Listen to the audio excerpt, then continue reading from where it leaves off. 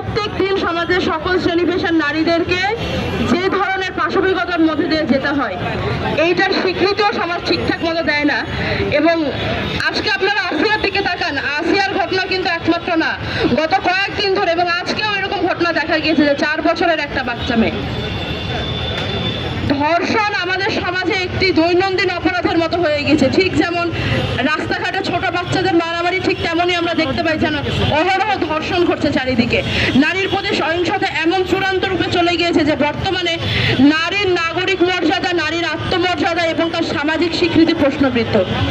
এনসিপির পক্ষ থেকে আমরা বলতে চাই, জাতীয় নাগরিক পার্টি এনসিপি নারীর সকল ধরনের মানবিক মর্যাদা, নাগরিক মর্যাদার স্বীকৃতি দেয়, স্বীকার করে এবং আমরা দলীয়ভাবে বিশ্বাস করি যে নারী এবং পুরুষ সমাজের সমান সুযোগ এবং অধিকার পাওয়ার যোগ্য।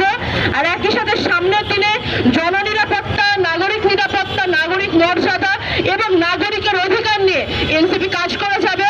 সামনের বাংলাদেশে শুধু আসিয়াই নয়, এর আগে তনু, নুসরাত থেকে শুরু করে যতজন, বেগমগঞ্জের সেই গৃহিণীর কথা আমার মনে পড়ে আজকে এখানে দাঁড়িয়ে, যারা যখন সহিংসতার শিকার হয়েছেন এই সমাজে, এনসিপি ভবিষ্যতে তাদের সকলের বিচারের জন্য দাবি রাখবে।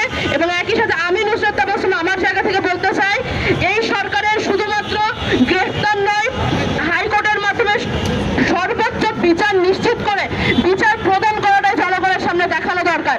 যতক্ষণ না অন্য অপরাধ মানসিকতার মানুষজন আরেকটি অপরাধের শাস্তি হতে দেখবে, ততক্ষণ পর্যন্ত তারা লাই পেতেই থাকবে। তারা ভাববে গ্রেফতারি তো শুধু হবে, তারপরে তো জামিন নিয়ে বের হয়েই আসবো, এর বেশি কি বা হবে। অপরাধ কমানোর জন্য অপরাধের বিচার নিশ্চিত হওয়াটা এই সমাজে খুবই জরুরি। আজকে আমি এখান থেকে জানাতে চাই, আগামীর বাংলাদেশের নারীর নিরাপত্তা নিশ্চিত করাই হবে আমাদের অন্যতম মূল লক্ষ্য। ধন্যবাদ।